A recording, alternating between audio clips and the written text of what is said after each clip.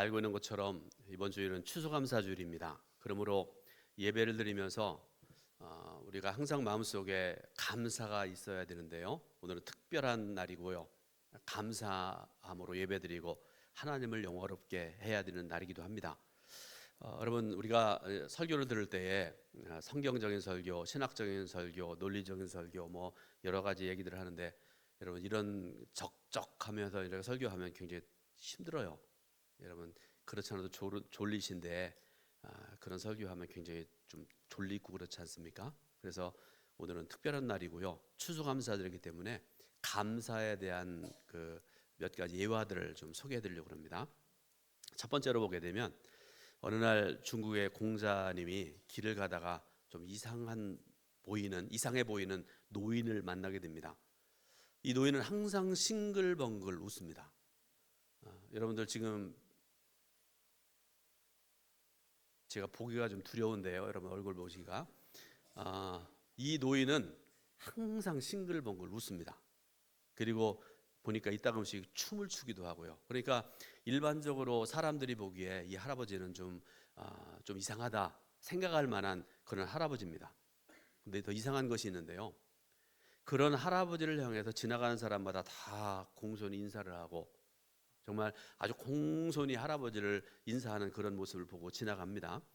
공자님이 생각하기에 중국에서 나를 모르는 사람이 거의 없을 텐데, 또 다들 나를 존경하는 터인데, 사람들이 나를 보고 인사하고 나를 존경한다고 그런 모습을 보여야 되는데 얼핏 보기에 정신 나간 것 같은 할아버지, 아무것도 아닌 것 같은 저 할아버지를 바라보고 사람들이 인사를 하니 무슨 일인가 이렇게 생각을 합니다. 근데 여러분, 공자님은 공자님답지요. 원래 이분은 겸손한 성품을 가진 분이고요. 뭔가 배우려고 하는 그런 분이시고 그런데요. 즉시 마음을 돌이킵니다. 그래서 그 노인께서 즐거워하는 비법을 배우고자 해서 공손히 절을 하고 할아버지한테 질문을 합니다. 어르신, 어떻게 그렇게 즐거운 삶을 살아가십니까? 그리고 또 모든 사람들로부터 존경을 받으신지 제가 배우고 싶습니다. 가르쳐 주세요. 라고 했습니다. 노인이 대답하기를 젊은 양반이 무던히 배우고 싶어 하는구만. 그러면서 세 가지를 말씀을 하세요. 첫 번째로는 하늘께서, 당시에 예수 믿는 사람들이 없으니까요, 중국이니까요, 하늘께서 나를 세상에 내실 때에 뱀으로도 낼 수 있고 개나 돼지도 냈을 수 있는데 만물의 영장인 사람으로 내신 것을 생각하니까 참 감사하네. 두 번째로, 내가 이제 90세인데 이렇게 건강하게 살아가고 있다는 것이 너무나 감사하네. 세 번째로, 이렇게 나이는 많았어도 즐겁게 일할 수 있고 즐겁게 살아갈 수 있게 된 것이 너무나 감사해서 앉아 있을 때든지 아니면 걸어갈 때든지 어떤 때든지 즐거워서 춤도 추고 이렇게 살아가고 있는 것이네. 이렇게 대답을 합니다.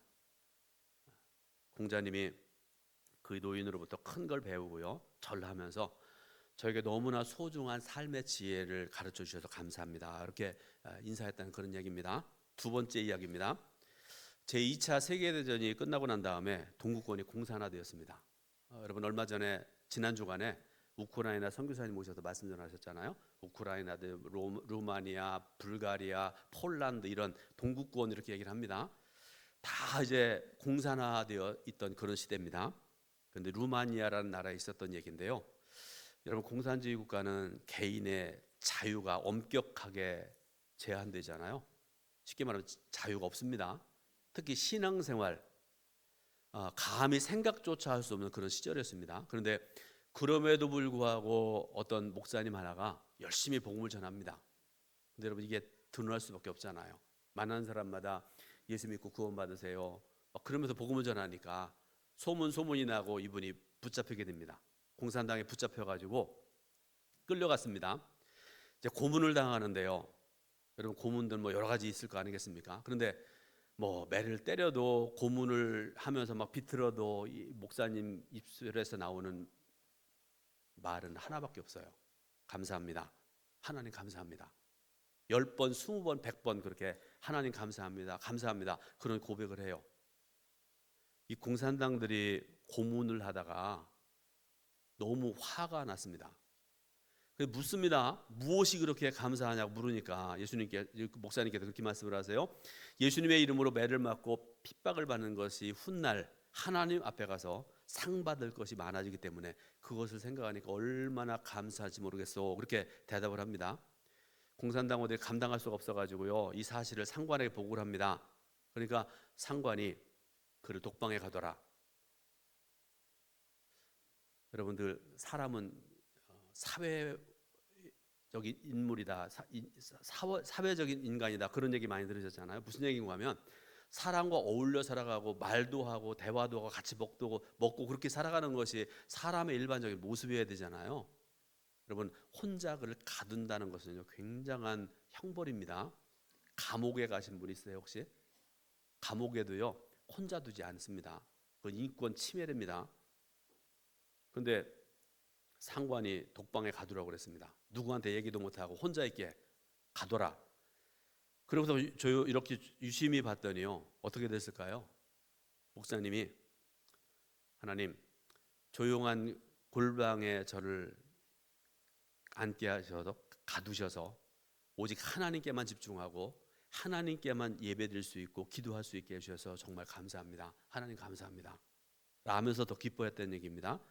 이 사실이 또 상관에게 보고되었고, 상관은 이번에는 할 수 없어가지고 죽이라고 명령을 합니다. 그러면 살려달라고 빌어야 되는 게 마땅하잖아요. 근데 목사님은 이렇게 얘기를 합니다. 예수님을 믿다가 순교하는 것은 더 큰 영광이고 하늘나라에서 큰 상을 받게 될 것이니 더더욱 감사합니다. 그러면서 죽여주십시오 이렇게 얘기를 합니다. 그러니까 여러분, 공산주의자들이 가만히 보니까 죽일 수도 없고 살릴 수도 없고, 그래서 이 사람들이 마지막으로 결론 내린 게 뭔가 하면 앞으로 절대로 예수 얘기하지 말라 그렇게 경고하고 보냈다는 그런 얘기입니다.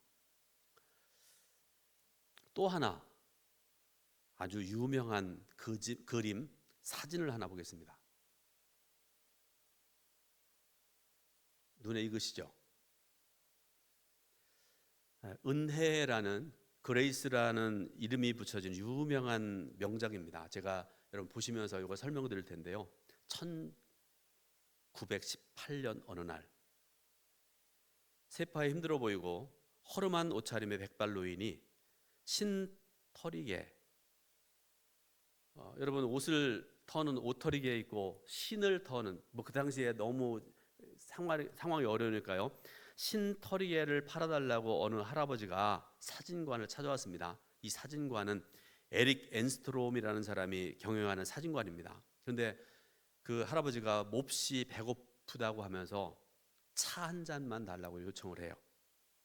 그래서 에릭 엔스트롬이라는 사진사가 빵과 스프를 대접을 합니다. 여러분, 이 할아버지 앞에 있는 스프와 빵이 바로 그겁니다. 노인은 사진사가 대접하는 스프와 빵을 앞에 놓고 지금 저 모습 저대로 하나님께 기도를 합니다. 근데 여러분, 사진사가 그 모습을 보는 순간에 감동과 전율을 느낍니다.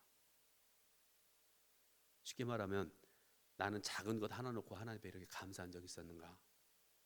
모습만 봐도 은혜가 되고 그래가지고요, 이 에릭 엔스트롬이 이 노인의 모습을 사진으로, 흑백 사진으로 찍었습니다.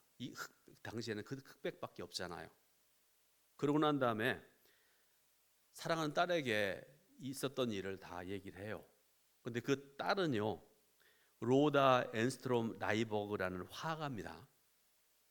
아버지로부터 얘기를 듣고 난 다음에 딸도 그 할아버지의 모습을 상상하면서 은혜를 받고 흑백 사진을 보면서 은혜를 받습니다. 그래가지고 이 딸이 이 사진을 보고 유화로 그렸는데, 그 사진이 여러분 지금 보고 있는 세계 모든 사람들에게 감동을 주고 은혜를 끼치는 은혜라는 이름의 명화입니다. 성도 여러분, 다시 말씀드리지만 우리가 2024년 추수감사절 예배를 드리고 있는데요, 함께 읽었던 본문 말씀이 신명기라는 책입니다. 이 신명기라는 책은 구약의 모세오경의 마지막 책으로 출애굽한 이스라엘 백성들이 느보산에 이르렀을 때 하나님께서 모세와 이스라엘 백성들을 다 산 꼭대기로 불러 올리십니다. 그리고 산 꼭대기에서 모세를 통해서 주셨던 하나님의 생명의 말씀, 세 편의 설교로 이루어진 생명의 말씀이 신명기의 전체입니다. 그리고 신명기 중에서 본문의 특징, 오늘 우리가 신명기 8장 2절부터 10절 말씀을 읽었잖아요. 이 말씀의 특징이 하나님께서 이스라엘 백성들에게 베푸신 은혜가 얼마나 큰 것인지에 대해서 말씀을 하고 계십니다. 그리고 감사의 고백을 넘치게 하고 있는 그런 말씀입니다. 그래서 이 시간에 예배드리는 저와 여러분 모두가 이스라엘 백성들의 심정이 될 수 있기를 바라고요. 그리고 이스라엘 백성들처럼 말씀 들으면서 은혜 받는 복된 시간 되었으면 참 좋겠습니다. 첫 번째로 우리 성도들은요, 지난 날을 감사하는 성도가 되어야 됩니다. 신명기는 가나안 땅을 목전에 둔 모세가 모압 평지 곧 느보산에서 지난 40년 광야 생활을 회고하면서 출애굽 2세대들을 향해서 마지막으로 설교하는 고별 설교입니다. 그 신명기에는요, 과거에 대한 삶에 대한 이야기가 굉장히 많아요. 너희들이 과거에 너 조상들이 이렇게 했지 않느냐, 조상들이 이렇게 불평했지 않느냐, 이렇게 원망했지 않느냐, 그런 말씀들로 굉장히 많이 있습니다. 특히 430년 동안 애굽에서 종살이하던 이스라엘 백성들을 하나님께서 어떻게 구원하셨는지, 그리고 출애굽한 이스라엘 백성들이 한참 가나안 땅을 향해 가고 있을 때 앞에는 홍해라는 큰 바다가 가로막고 있고 뒤에는 애국 군대가 추격하고 있는 그런 위기의 상황에서 하나님께서 어떻게 너희 백성들을, 너희 조상들을 살리셨는지를 말씀을 합니다. 또 불뱀과 전갈과 덕이와 추위와 배고픔과 목마름 같이 생존 위협을 주는 광야에서 하나님께서 어떻게 이스라엘 백성들을 돌보시고 인도하셨는지를 상세히 말씀하고 있는 말씀이 바로 신명기의 말씀입니다. 또 한 가지, 하나님께서 어떻게 너희 조상들을 돌보셨고 은혜를 베푸심에도 불구하고 너희 조상들이 언제나 어느 때나 하나님을 배반하고 불평하고 원망하는 그런 삶을 살았는지, 특별히 부모 세대들이 어디에서 실패했는지에 대해서 사건 하나하나를 말씀하시면서 후손들에게 그 말씀을 전하고 있는 것을 볼 수가 있습니다. 그런데 여러분, 모세가 그 고별 설교에서 하나님께서 베푸신 은혜의 사건과 부모 세대들의 실패했던 사건 둘날을 언급한 이유가 있습니다. 그 이유가 굉장히 중요한데요, 하나님의 은혜를 절대로 잊어버리지 말라, 그리고 늘 감사하는 삶을 살라, 이렇게 이 말씀을 전하고 있습니다. 그리고 부모 세대의 실패를 절대 답습하지 말라는 것을 강조하기 위해서 이 두 가지 말씀을 같이 말씀을 전하고 있는 것을 볼 수가 있습니다. 우리 모두에게도 지난 4년 가까운 시간 동안에 코로나 팬데믹 시간이 있었습니다. 혹독한 광야의 시간 같은 그런 시간이었죠. 이 광야를 지내면서 이스라엘 백성들처럼 불뱀과 전갈과 더위와 추위와 배고픔과 목마름 같은 생존의 크나큰 위협을 받아야 했습니다. 그런데 여러분, 이 시대에 저도 어려웠고 성도 여러분들도 어려웠고 대부분들이 어려웠는데요, 흔히 말하는 상위 1% 내지 2% 사람들, 최고위층 사람들은요, 저는 그 사람들의 생활은 잘 몰라요. 한국 교회 중에서도 가장 큰 교회들, 그러니까 우리 감리교회 예를 들어서 1000교회가 있다고 생각을 해보세요. 그 중에서 하나교회나 큰 교회, 하나교회나 두 교회 같은 그런 교회들, 뭐 수천 명, 수만 명이 모는 교회들. 제가 얼마 전에 준혜원 교회에서 어느 교회 섬기는 수련 목회자들에게 물어봤습니다. 전도사님이 섬기는 교회는 코로나 시간 동안에 더 괜찮았죠? 그랬더니 더 좋아졌습니다, 그렇게 얘기하더라고요. 왜 그런지 아세요? 우리가 한동안 예배 못 드렸잖아요. 설교자만 있고 또 설교를 촬영하는 그 사람, 그 다음에 5명 이하의 사람들만 이 넓은 자리에서 예배 드릴 수밖에 없었잖아요. 근데 사람들이 교회를 못 나오니까요, 인터넷으로 들어갑니다. 그래서 모든 교회들, 모든 목사님, 유명한 목사님들 보니까 설교 잘하는 분들이 많거든요. 다 거기로 몰렸답니다. 그래서 여러분, 이 코로나 팬데믹 시간 동안에 성도들 중에는요, 운영하던 작은 가게를 접었던 사람들, 이직한 사람들이 굉장히 많았습니다. 코로나로 인해서 사랑하는 가족을 떠나보낸 슬픔을 당한 분들이 있었습니다. 부채 허덕이기도 하고요. 여러분 이 말 들어보셨습니까? 코로나 블루라는 말 들어보셨습니까? 우울증과 공황장애의 고통을 겪은 사람들, 지금까지도 거기에서 벗어나지 못한 사람들이 있었습니다. 그리고 가족관계에 금이 생겨서 지금도 힘든 시간을 보내는 사람들이 있습니다. 그런데 여러분, 이런 상황에서도, 광야 같은 상황 속에서도 하나님의 분명한 은혜가 있었다는 사실을 우리가 알 수 있습니다. 그 은혜가 있었기 때문에 오늘 저 여러분들이 이 시간에 예배드릴 수 있는 것이고요, 감사함으로 찬송함으로 영광 돌릴 수가 있는 것입니다. 신명기 8장 2절 말씀을 보게 되니까요, 이런 사실을 우리에게 말씀해 주시는 그런 내용이 나와 있는데요, 함께 신명기 8장 2절을 읽습니다. 내 하나님의 여호와께서 이 40년 동안에 내게 광야길을 걷게 하신 것을 기억하라. 이는 너를 낮추시며 너를 시험하사 내 마음이 어떠한지 그 명령을 지키는지 지키지 않는지 알려 하심이라. 아멘. 신명기는요, 40년 광야길을 하나님께서 이스라엘 백성들에게 걷게 하셨다 이렇게 말씀을 하세요. 그리고 그 이유를 말씀을 하세요. 이스라엘 백성들의 교만한 마음을 낮추시기 위해서, 그리고 하나님을 향한 그들의 진짜 마음이 무엇인지를 시험하시기 위해서 그렇게 하셨다 이렇게 말씀을 하세요. 마찬가지로 여러분, 광야길의 이스라엘 백성들과 같은 지난 4년 동안의 코로나 광야길을 우리가 걸으면서 많은 성도들, 많은 교회들 심령이 굉장히 가난해졌습니다. 그런데 여러분, 이 시간에 예배드리면서 말씀을 전하고 들으면서 돌아보니까 모든 것이 하나님의 은혜였음을 고백할 수밖에 없습니다. 지금도 하나님의 은혜의 손길이 여전히 우리와 함께 있음을 우리가 보고 있습니다. 그러므로 지난 삶 속에서 베푸신 은혜, 광야 가운데에서도 베푸신 은혜를 발견할 수 있기를 바라고요, 저 여러분 모두가 시간에 감사함으로 예배드릴 수 있기를 주님의 이름으로 축원드립니다. 두 번째로, 지금 베푸시는 은혜에 감사하는 성도가 되어야 됩니다. 어느 서울의 큰 교회 장로교회 집사님이 군에서 이분이 특수부대 출신입니다. 특수부대 여러분 알고 계시잖아요. 아주 유명한, 아주 뭐라 그럴까요? 건강하고 그런 사람들이 들어갈 수 있는 특수부대 출신입니다. 그리고 제대하고 난 다음에도 건강 관리를 잘해서요, 60대임에도 불구하고 그분은 가슴에 식스팩이라는 거 아세요? 60대인데도 불구하고 그렇게 건강 관리를 잘하는, 그래서 이분은 항상 사람들 앞에 얘기하기를 나는 건강 문제에 대해서 아무런 문제가 없다, 그렇게 큰 소리 치며 살던 그런 분인데요, 이분이 어느 날 몸에 좀 이상이 생겨가지고 병원에 갔습니다. 뭐 별거 아니겠지 하고 병원에 가서 검진을 했는데 암 말기라는 충격적인 결과를 받게 됩니다. 진단을 받고 난 다음에 그 다음 주일에 교회에 나가서 예배드리는데요, 찬송을 부르는지 설교를 듣는지 뭘 하는지 몰랐답니다. 예배드리는 순간에 그냥 온몸에 힘이 쫙 빠지고 등에 식은 땀만 줄줄 흘러내리는 그런 상황 속에서 예배를 드리고, 그리고 집에 들어갔습니다. 일주일 동안 전화도 안 받고 누구도 만나지 않고 좌절해서 살았습니다.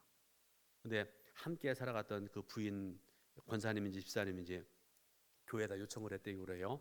그래서 소식을 듣게 된 목사님, 그다음에 장로님들, 집사님들이 신방도 하고 위로 전화도 하고 찾아가기도 하고 중보기도를 한다고 그러면서 힘내십시오, 힘내십시오. 그런 상황 속에서 이분이 이제 용기를 갖게 됩니다. 그래서 열심히 항암 치료를 받고 암을 이겨내버리라는 다짐을 하게 되고요, 이후에 이분이 34차례, 이게 어떻게 가능한지 모르겠습니다. 항암 치료를 34차례나 받습니다. 그러고 난 다음에 이제 이분이 어느 날 교회에서 간증을 하게 되는데 이렇게 간증을 합니다. 매일매일이 감사뿐입니다. 회사에서 퇴근을 해도, 퇴사를 해도 몇 번을 퇴사할 수 있는 그런 시기고, 그런데 하나님께서는 지금까지 회사에서 일하게 하신 것 너무나 감사합니다. 회사에서 일하는 것 자체만으로도 암이 치료되는 것 같은 그런 느낌입니다. 회사에 가서 자리에 앉아서 컴퓨터를 켜는 순간 암이 치료되는 듯한 활력을 얻습니다. 아마 암에 걸리지 않았더라면 건강에 대한 소중함도 몰랐을 것입니다. 건강의 소중함을 알게 되어 너무나 감사하고요. 무엇보다도 말기암이 발견되었음에도 불구하고 지난 5년 동안 잘 버틸 수 있도록 지켜주시고 도우신 하나님께 감사드립니다. 이런 간증을 했다는 얘기입니다. 제가 기독교 대한감리회 동두천교회 담임 목사로 지금 목회를 하고 있고요. 성도 여러분 앞에서 지금 하나님의 말씀을 대언하고 있습니다. 근데 여러분 목사님들 중에도요, 우리 감리교회뿐만 아니라 다른 교단의 목사님들 중에도 일부 어떤 목사님들은요, 큰 교회 목사님의 아들로 태어난 분들이 있어요. 엄청나게 큰 교회 담임 목사님의 아들로 태어난 분들이 있습니다. 그래서 여러분 이제 자라나면 어머니 아버지가 그렇게 얘기할 거 아니에요. 너는 주의 종으로 하나님께서 택한 사람이다. 신학교를 가게 되고 신학교를 졸업하면 미국으로 일반적으로 유학을 가게 되고 거기서 공부하고 학위를 받고 돌아오기도 하고 미국에서 또 목회를 하기도 하고 그러다가 아버지가 은퇴할 때쯤 되어서 아버지의 뒤를 이어서 그 교회를 목회하는 그런 분들이 있으세요. 꽤 많습니다. 그런데 이게 불합리하다고 그래가지고 감리교회에서 장로교회에서 불법으로 지금 이제 못하게 해놨습니다. 그런데 여러분 보세요. 그런 목사님들의 이야기를 하면서 대부분의 목사님들 100명 중에 한두 명의 얘기를 하면서 98명, 99명의 목사님들이 일반적으로 상대적인 박탈감을 갖게 되고요. 불평과 원망을 하는 경우들이 많습니다. 그리고 그러다 보니까 부모님을 원망하는 사람들이 많아요. 우리 아버지는 왜 목사도 안 되고 장로도 안 되고 그래가지고 나로 하여금 이렇게 흙수저가 되게 하나. 근데 여러분, 나보다 잘나고 나보다 잘되고 나보다 형편이 좋은 사람들과 자신을 비교하면 불평할 수밖에 없습니다. 부모가 원망스럽기까지 합니다. 그러나 나보다 더 어려운 사람들 많잖아요. 나보다 더 힘겹게 살아가는 사람들 주변에 굉장히 많습니다. 그런 사람들을 생각을 하며 살아가면 감사해야 될 이유가 얼마나 많은지 모릅니다. 앞에서 잠깐 말씀드렸던 적이 있는데요. 출애굽 1세대가 모두 광야에서 죽은 이유가 여러분 뭔지 아세요? 불평과 원망 때문에 그렇습니다. 그들은 하나님께 감사하지 않았고요. 모세의 지도력에 불평을 했습니다. 하나님이 세우신 지도력임에도 불구하고 불평하고 원망을 합니다. 그 상황을 민수기 14장 2절부터 3절 말씀을 통해서 알 수 있게 되는데요. 자, 민수기 14장 2절 3절 말씀을 같이 봉독해 올립니다. 이스라엘 자손이 다 모세와 아론을 원망하며 온 회중이 그들에게 이르되 우리가 애굽 땅에서 죽었거나 이 광야에서 죽었으면 좋았을 걸 어찌하여 여호와가 우리를 그 땅으로 인도하여 칼에 쓰러지게 하려 하는가? 우리 처자가 사로잡히리니 애굽으로 돌아가는 것이 낫지 아니하랴. 아멘. 자, 이런 과정을 겪고 난 다음에 광야에서의 40년을 다 지내고 난 다음에 주어진 말씀이 신명기의 말씀입니다. 오늘 본문의 말씀입니다. 지금 상황에서 여호수아와 갈렙과 모세를 제외한 모든 사람들이 광야에서 다 죽었고요. 그 3명만 남아있고 나머지는 다 광야에서 태어난 사람들입니다. 그런데 이들의 숫자가 자그마치 200만 명이라 이렇게 말씀하고 계세요. 그런데 오늘 말씀 보니까 이런 말씀하고 계시잖아요. 광야에서의 이들의 의복이 헤어지 않았다.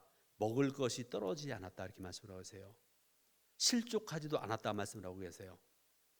하나님의 은혜를 힘입어서 지금 가나안 땅을 목전에 두고 있는 그런 상황입니다.